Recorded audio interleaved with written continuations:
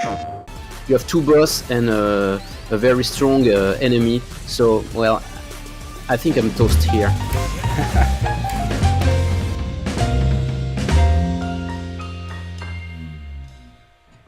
Hi, everybody. Welcome to another episode of PlayStation Underground. You got Tim here, and I'm joined by fellow PlayStation teammate Gillen McAllister. Hey there, Gillen. Hello there.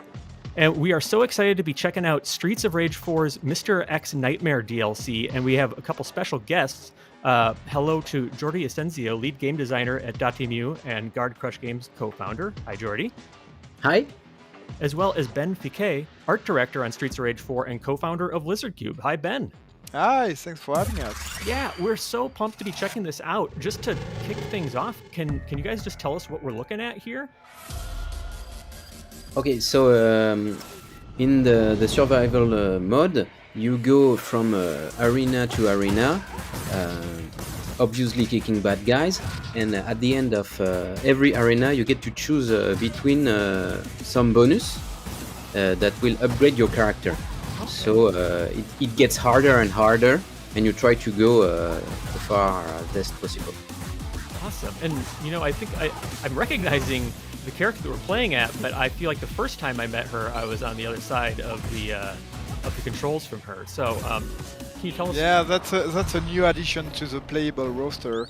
This is Estelle, which actually became quite a fan favorite throughout the release of the game, and she's a boss that redeems herself during the story, and she's like a real badass. She's in the police department, but she fights for justice, and she's really cool.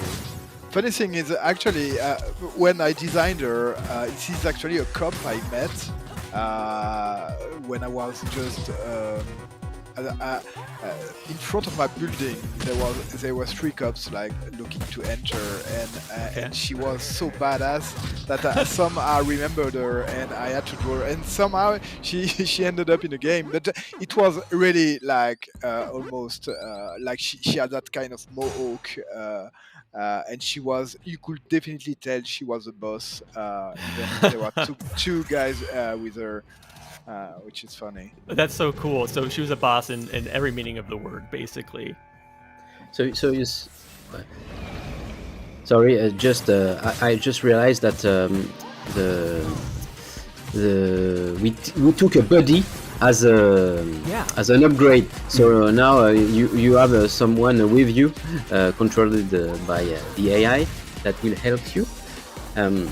It's really a tough choice what to take at the end of the levels, because you can go either way. For example, here on the second level, I'm the one playing. I took glass cannon upgrade.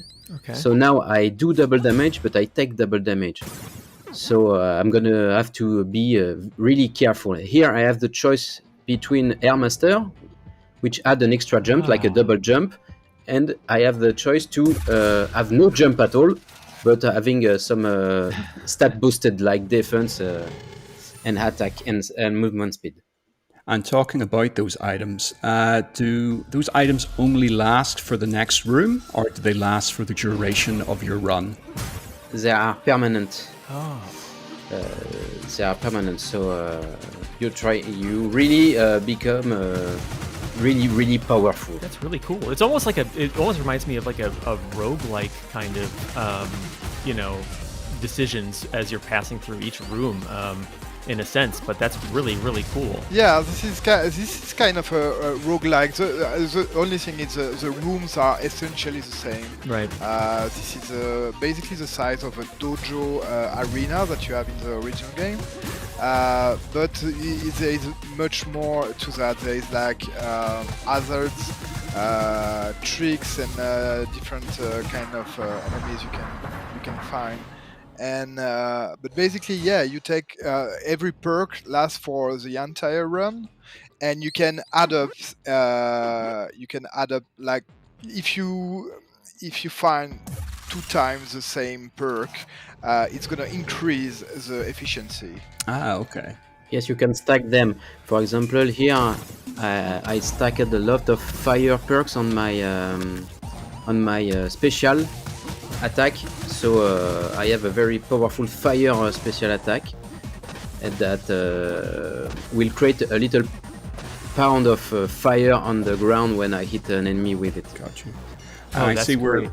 No, it's fire, but I don't use it here because it's on the special move. A special move drains life. All sorts of elemental powers going on. Yeah, and I have the, of course, yes, the lightning power on the weapons, so it propagates to nearby enemies. So it's very interesting. It propagates a little damage. Yeah, you see there. I see we're going. Yeah, we're going old school. Old school visuals. So are we expecting to see the return of some classic enemies in survival mode? Yeah, there are like something between 20 and 13 new retro enemies you can fight, and bosses. Yeah, I think I feel like that boomerang. Speaking of bosses, looked familiar from an early Streets of Rage game. But so sorry, is this another new character we're looking at here? Yes, it is Max Thunder from the original game, Streets of Rage 2. Oh, awesome. Yeah, it's one of my favorite ones. I just love grapplers in fighting games. Yeah, you see there we are playing co-op. Yeah. And what is interesting when you play 2 players is that you have just 1 upgrade per level. So you're gonna have to choose who will be the one who take it. That's awesome. So it's like the constant Streets of Rage experience where you're like, who's picking up that turkey off the ground? Yes. With higher stakes. That's really great. I also got to mention, I love the hieroglyphs in the background of this stage. It's so good. I was going to say, just sort of, we're seeing Max's return. Stell's new, unique to Streets of Rage 4. Max players will remember him from Streets of Rage 2.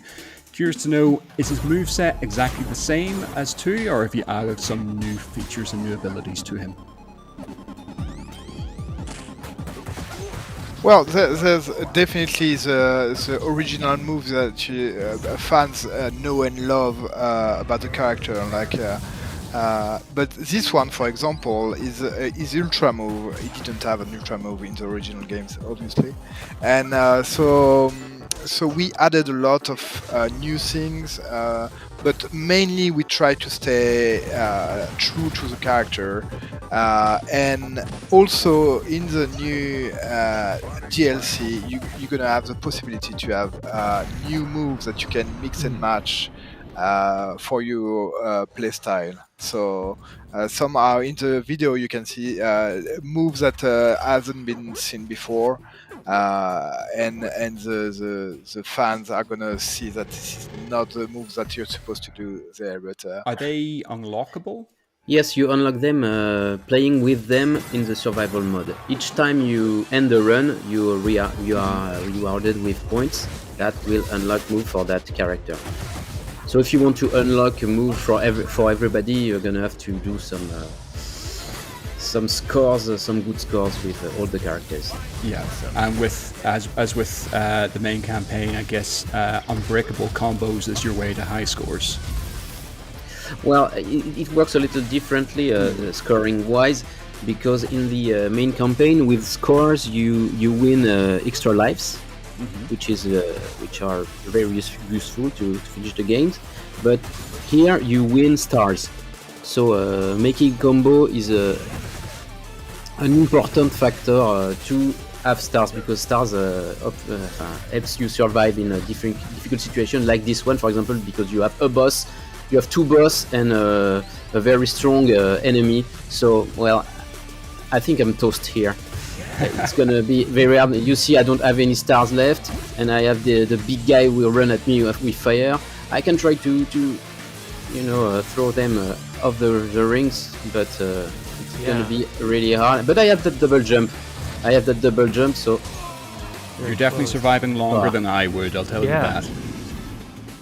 And real quick before we say goodbye, Ben, what was the name of that last character? that was Shiva, fan favorite character back from the original games. Awesome. Welcome back, Shiva. Well, that's our look at Streets of Rage 4's Mr. X Nightmare DLC coming soon on PlayStation 4. Wanted to say, Jordy, Ben, thank you so much for joining us on PlayStation Underground. This was great. Thank you for having us. Thank you, guys.